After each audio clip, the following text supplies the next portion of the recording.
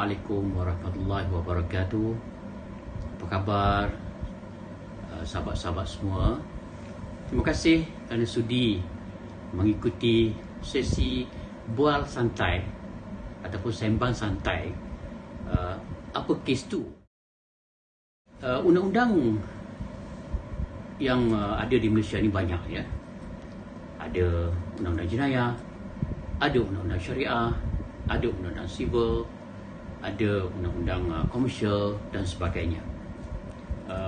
Namun begitu, setelah meneliti soalan-soalan yang dikemukakan oleh sahabat-sahabat saya dapati banyak soalan-soalan yang meliputi undang-undang jenayah dan syariah.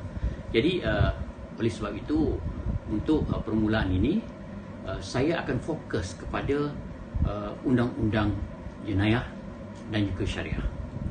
Baik, untuk hari ini kita akan bersama sembang, akan berbincang-bincang berkenaan dengan undang-undang jenayah. Baik, sahabat-sahabat semua tahu ya tentang jenayah. Apa dia jenayah? Jenayah itu ialah satu perbuatan yang buruk, yang tidak baik ya, di dalam pandangan masyarakat, dan juga kesalahan-kesalahan moral juga termasuk dalam jenayah.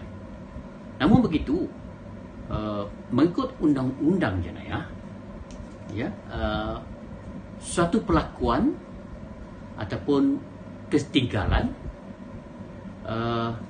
yang dilakukan oleh seorang yang bertentangan dengan undang-undang jenayah. Maksudnya, kesalahan-kesalahan telah pun dinyatakan di dalam undang-undang jenayah itu. Jadi, orang yang melakukan kesalahan ialah orang yang melakukan ataupun ketinggalan-ketinggalan yang bertentangan dengan undang-undang jenayah itu. Sebagai contoh, kesalahan mencuri. Bagi orang biasa ataupun bagi kita semua, mencuri itu ialah mengambil harta orang lain tanpa pengetahuannya. Tetapi mengikut tafsiran undang-undang jenayah, mencuri itu ialah mengambil harta orang lain dengan secara tidak jujur, dengan niat untuk menghilangkan hak milik harta tersebut daripada tuannya untuk selama-lamanya.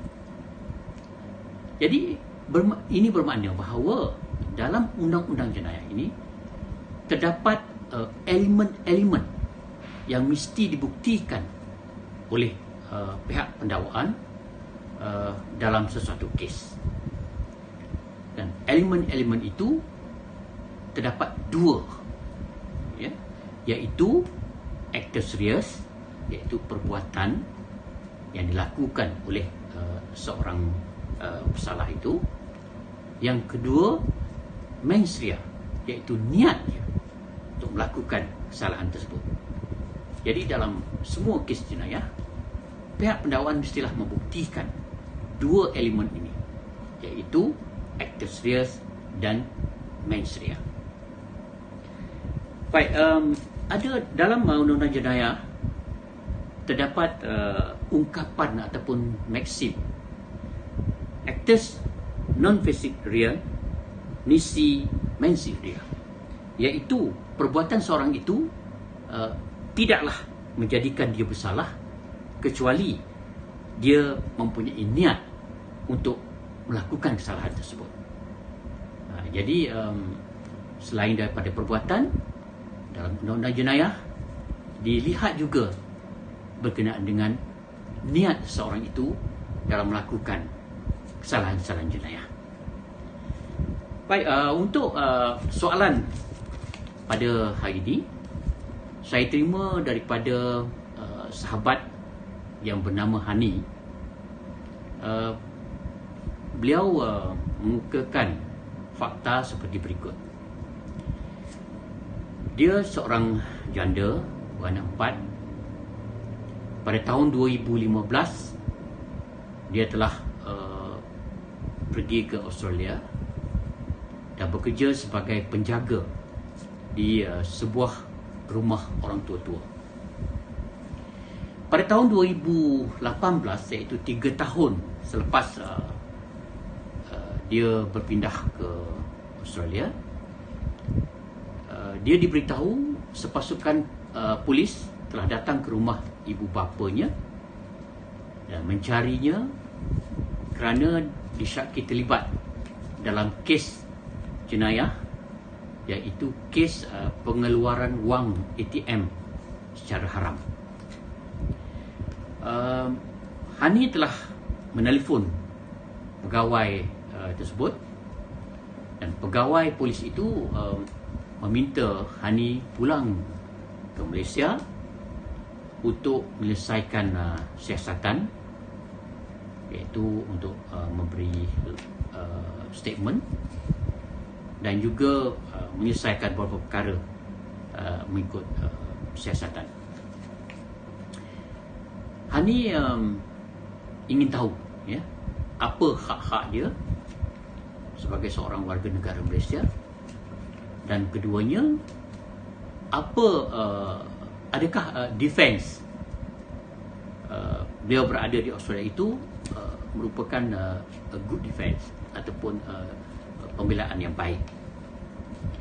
Baik, untuk menjawab soalan ini, saya dapati ada 3 perkara yang perlu kita bincangkan, iaitu pertamanya, satu laporan telah pun dibuat. Right? Satu laporan telah pun dibuat terhadap Hani yang mengatakan Hani kemungkinan terlibat dalam kes tersebut. Kedua, siasatan telah pun dimulakan. Pihak polis telah pun menyiasat, telah pun memulakan siasatan terhadap Hani, dan polis menghubungi Hani dan minta Hani untuk datang ke balai polis itu adalah part of investigation. Maknanya dia menjalankan kuasanya sebagai seorang pegawai penyiasat polis, sebab dalam peruntukan undang-undang di bawah kanun prosedur kod telah diberikan kuasa kepada pihak polis untuk menjalankan siasatan apabila laporan telah pun dibuat. Dan antara kuasa-kuasanya ialah menangkap, menggeledah dan menyiasat kes-kes yang telah dikemukakan kepada pihak polis. Baik, jadi tindakan polis itu betul, dengan menghubungi Hani dan minta Hani datang ke balai untuk menyelesaikan siasatan itu. Baik. Yang ketiga ialah pembelaan Hani. Saya melihat apa yang Hani ceritakan kepada saya pada masa kejadian itu, Hani tidak ada di Malaysia. Ini saya rasa satu pembelaan yang baik, ini dinamakan pembelaan alibi. Pembelaan alibi ini Hani mesti kemukakan bukti-bukti. Jadi bermula sekarang Hani cuba mencari bukti seperti satu pasport yang menunjukkan Hani pada tarikh tersebut berada di Australia, apa-apa dokumen-dokumen penting yang boleh menyokong kenyataan Hani itu.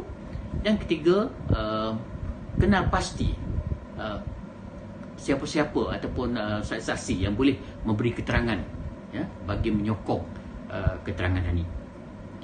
Dan yang keempat, saya rasa Hani perlu juga membuat laporan polis, untuk menjelaskan bahawa pada tarikh tersebut Hani berada di Australia dan tidak terlibat langsung dengan kes yang dikemukakan terhadap Hani ini.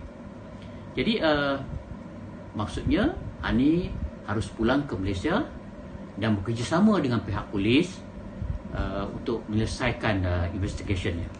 Dan saya percaya dengan bukti-bukti yang Hani ada, dengan keadaan yang berlaku, di mana pada kejadian itu Hani tidak berada di Malaysia, maka kemungkinan besar Hani tidak akan dituduh ya, dan Hani akan dilepaskan. Sebab gini, selagi Hani tidak pulang ke Malaysia dan tidak bekerjasama dengan pihak polis, kertas siasatan itu tidak akan ditutup, ya, sebab pihak polis akan siasat, dan apabila investigation dah selesai, barulah investigation paper itu ditutup, ya. Jadi dengan Hani pulang ke Malaysia dan bekerjasama dengan pihak polis dan memberikan apa bukti-bukti yang jelas, saya percaya Hani akan dilepaskan daripada pertuduhan tersebut. Sekian, wabillahi taufiq wal hidayah. Assalamualaikum warahmatullahi wabarakatuh.